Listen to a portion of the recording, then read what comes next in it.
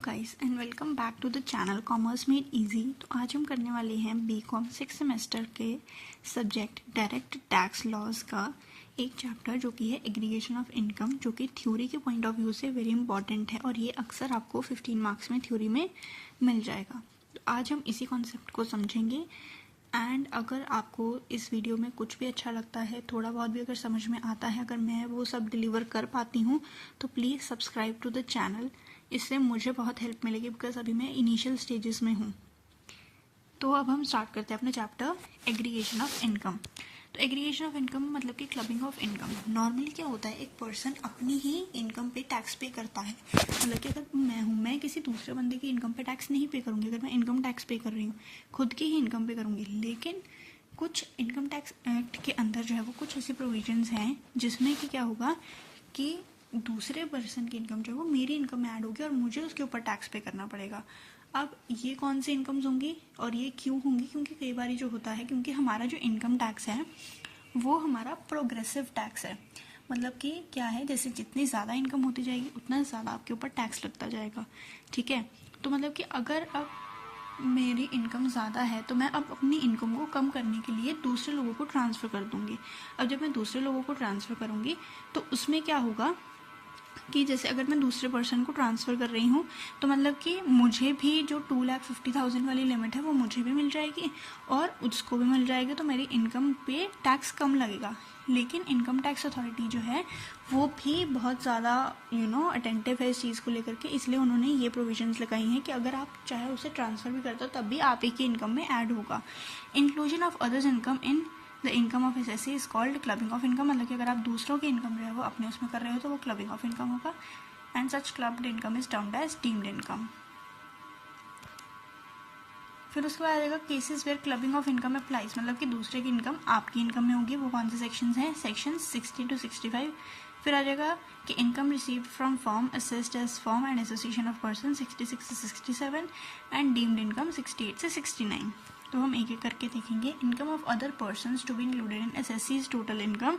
Sections अच्छे से याद करना, अगर थ्योरी में अच्छे नंबर लेने हैं तो आपको सेक्शंस लिखने पड़ेंगे। उसके बाद आएगा transfer of income without the transfer of assets. मतलब कि क्या है, मेरे पास एक हाउस प्रॉपर्टी है, वो मेरे खुद के नाम पे है, लेकिन जो रेंटल इनकम है वो मैंने किसी और के नाम पे ट्रांसफ़र कर दी। कि मैंने अपनी इनकम जो है वो ट्रांसफ़र कर दी, लेकिन वो एसेट है मेरे नाम पे। ठीक है, तो अगर उससे जो इनकम जनरेट होगी वो ट्रांसफरर की उसमें ही टैक्सेबल होगी। ठीक है, द ट्रांसफ़र वो रेवोकेबल भी हो सकता है, इरेवोकेबल भी हो सकता है and may be affected at any time. मतलब कि कभी भी हो सकती है, टैक्स पे करने से पहले, टैक्स पे करने से बाद, जैसे भी है।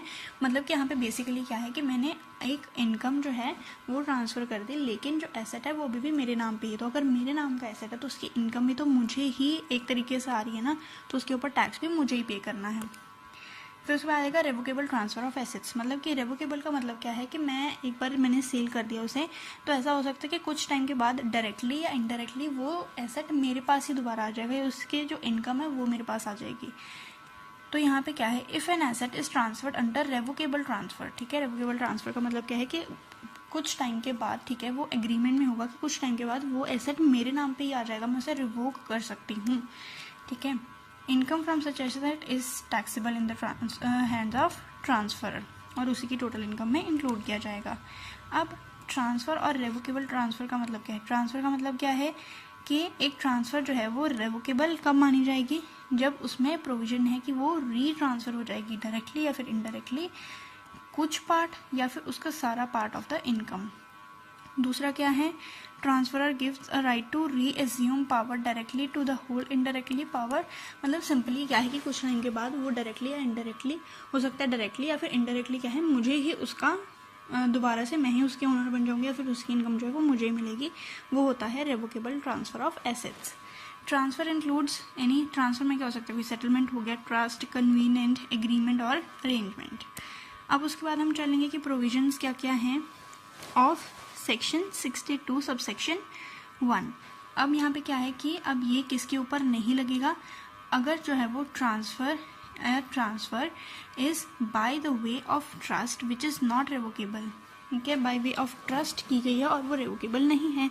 ट्रांसफ़र और transfer is otherwise than by way of trust and is not revocable during the life time of the transferee.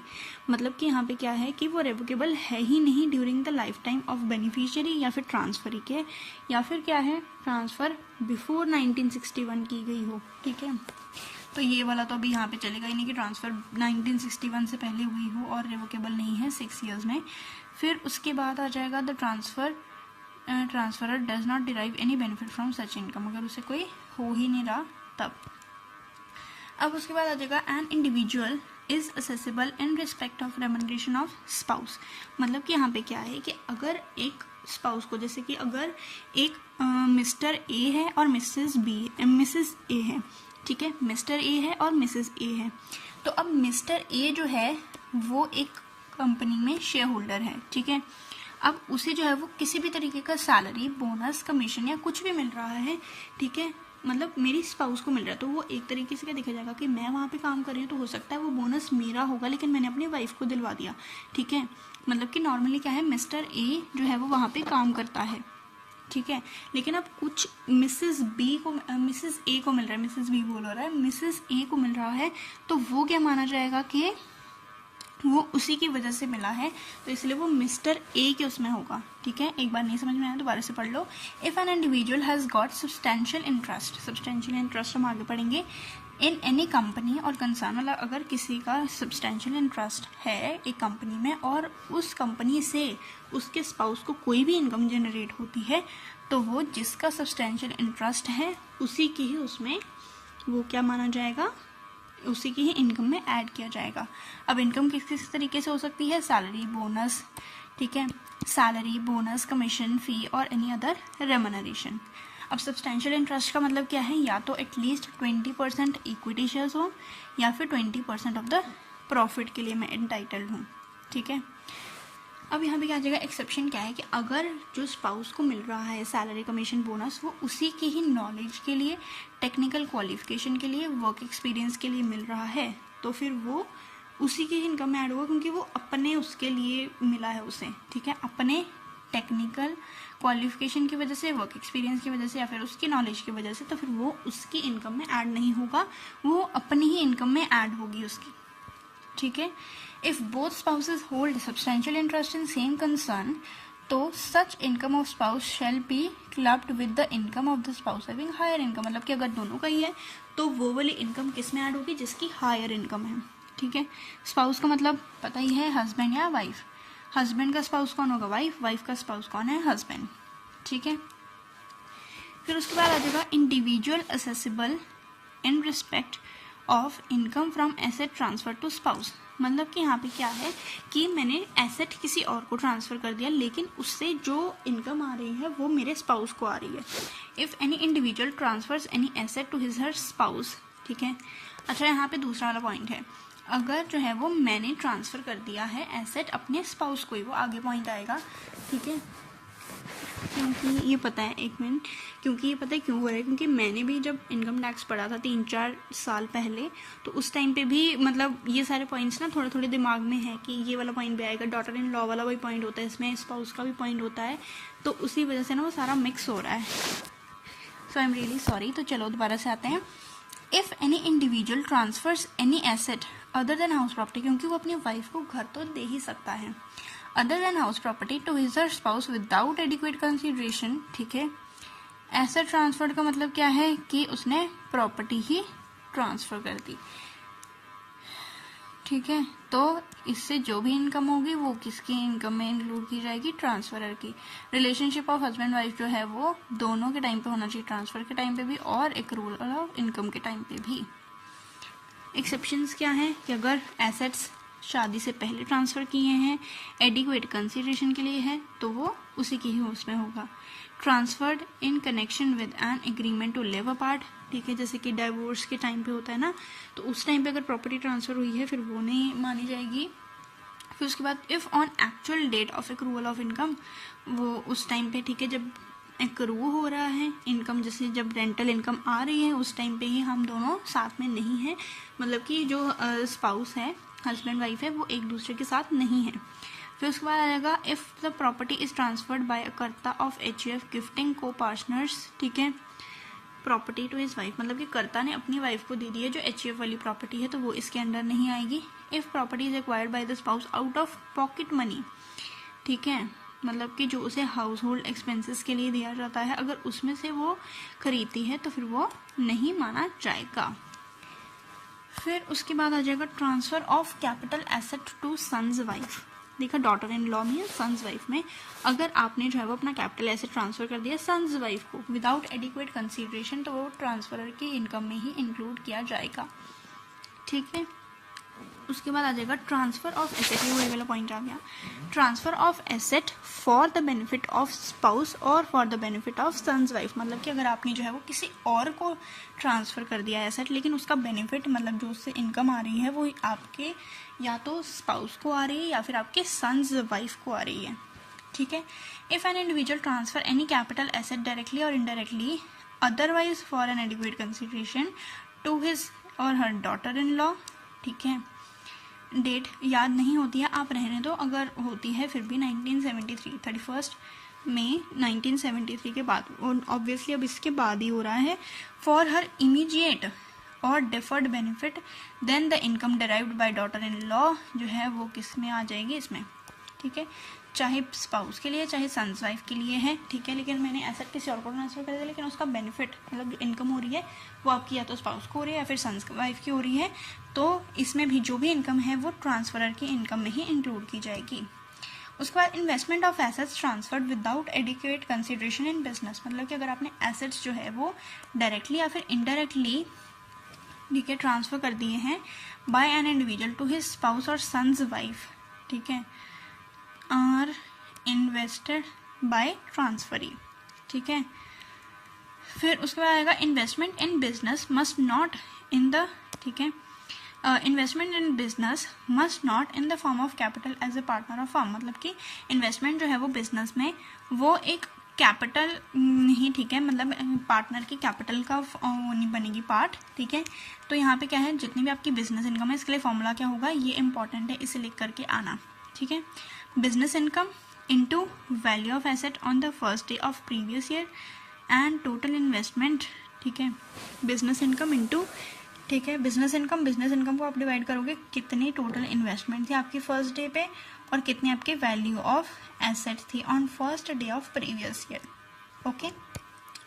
उसके बाद अगर जो है वो पहले में क्या था कि आप उसे पार्टनर की कैपिटल का में कंट्रीब्यूट नहीं कर रहे हो, लेकिन यहाँ पे क्या है, अगर आप कंट्रीब्यूट कर रहे हो तो उसमें क्या होगा, जो भी इंटरेस्ट, क्योंकि इंटरेस्ट ऑन कैपिटल होगा, तो interest receivable by the transferee from the firm calculated in proportion, वो किस तरीके से निकलेगा, interest into amount invested out of total asset divided by total capital invested bye transferee, ठीक है। ऊपर क्या आ जाएगा, amount invested out of asset and यहाँ पे क्या आ जाएगा, इंटरेस्ट, ओके। उसके बाद इनकम ऑफ माइनर का मतलब क्या है, जो कि आपका 18 ईयर्स से कम है, बिकॉज ऑब्वियसली वो तो टैक्स नहीं पे कर सकता ना, क्योंकि उसका पैन कार्ड ही नहीं है, परमानेंट अकाउंट नंबर। तो अब यहाँ पे क्या आ जाएगा, चाइल्ड सारे ही आएंगे, natural child, adopted child, step child. Income derived by minor child will be clubbed in the income of parent whose income is higher, दोनों में से जिसकी भी हायर होगी या फिर जो उसे मेंटेन करता है, अगर दोनों इकट्ठे नहीं रहते हैं, ठीक है। अगर पेरेंट्स जब सेपरेटेड है तो जिसके पास वो रहता है उसी के इनकम में ऐड होगा, अगर इकट्ठे हैं तो अगर उसके इनकम से होता है तो जिसकी भी हायर इनकम है उसमें बच्चे की इनकम जो है वो ऐड हो जाएगी। अब एक्सेप्शन क्या है कि अगर कोई मैनुअल वर्क बच्चे ने किया है या फिर उसने अपनी स्पेशलाइज्ड नॉलेज या फिर एक्सपीरियंस, स्किल्स, टैलेंट यूज़ करके उसने इनकम अर्न की है तो फिर वो पेरेंट्स के इनकम में इंक्लूड नहीं किया जाएगा। अब यहाँ पे क्या है कि अब बच्चे की इनकम आपके उसमें ऐड हो रही है, तो यहाँ पे क्या है, इनकम टैक्स एक्ट के अंदर आपको 1500 की एग्जम्पशन दी जाती है, ठीक है, 1500 या फिर जो उसकी इनकम है which ever is less. Income of minor child who is suffering from any disabilities वो क्लब नहीं किया जाएगा। अगर कोई डिसेबल चाइल्ड है उसका भी नहीं क्लब किया जाएगा, और अगर कोई मैनुअल वर्क किया है उसका भी नहीं क्लब किया जाएगा, और अगर उसने कोई specialized knowledge, experience, skill, talent ये यूज़ किया है उसकी भी नहीं क्लब होगी इनकम, ओके। और एक ये याद रखना, ये इंपॉर्टेंट है कि 1500 की आपको एग्जम्पशन मिलती है। फिर उसके बाद आ जाएगा transfer of individual self acquired property to HUF of which he is a member. मतलब कि यहाँ पे क्या है, where an individual converts his individual और सेल्फ एक्वायर्ड, मतलब कि जो उसकी अपनी प्रॉपर्टी है वो उसने HUF को दे दी और उससे अगर कोई इनकम आएगी, ठीक है, तो फिर वो फैमिली की इनकम नहीं मानी जाएगी, वो उस इंडिविजुअल की ही इनकम मानी जाएगी, ठीक है। अब यहाँ पे देखो, where an individual converts his individual और self acquired property into the common pool of HUF, ठीक है, of which he is a member, तो वो कैसे होगा कि अगर the individual shall be deemed to have transferred, उसने जो है वो ट्रांसफर की होनी चाहिए अपनी फैमिली की प्रॉपर्टी में, ठीक है, to the members of family for being held them as jointly, मतलब कि उसका जो कॉमन पूल है, कॉमन प्रॉपर्टी है, उसमें उसने डाल दी अपनी, और वहाँ पे क्या है कि जो भी इनकम डिराइव है तो फिर वो फैमिली की इनकम नहीं मानी जाएगी, वो इंडिविजुअल की इनकम मानी जाएगी, ठीक है। फिर उसके बाद आ जाएगा बेनामी ट्रांजैक्शंस। बेनामी ट्रांजैक्शंस क्या है, if a transaction is considered to be a benami, ठीक है, the income from such transaction shall be taxable in the hands of real person and so benamidar is not taxed. मतलब कि यहाँ पे क्या है कि अगर कोई बेनामी ट्रांजैक्शन होती है, ठीक है, अगर कोई बेनामी ट्रांजैक्शन होती है तो उसमें क्या होगा कि रुको if a transaction is considered to be a benami, तो जो भी उसकी इनकम होगी वो रियल पर्सन में होगी। अगर कोई बेनाम ट्रांजैक्शन है तो जो रियल पर्सन है उसके होगी, ठीक है, ना कि जो बेनामीदार है उसके हाथ में नहीं टैक्सेबल होगी, उसकी इनकम में नहीं क्लब होगी, जो रियल पर्सन है उसी के हैंड्स में टैक्सेबल होगी। आपकी जो प्रोविजंस हैं for income of other persons to be included in assessee's total income, वो क्या है आपकी यहाँ पे कंप्लीट हो जाती है। इसके बाद जो है वो हमारा एक 5 मार्क्स का टॉपिक है जो कि है डीम्ड इनकम्स का, वो हम नेक्स्ट वीडियो में कवर करेंगे। अब ये वीडियो इतनी ही बहुत है बिकॉज वो बहुत लेंथी हो जाएगी अगर हम 2 टॉपिक्स एक साथ कवर करेंगे। तो आज के लिए इतना ही, थैंक यू सो मच।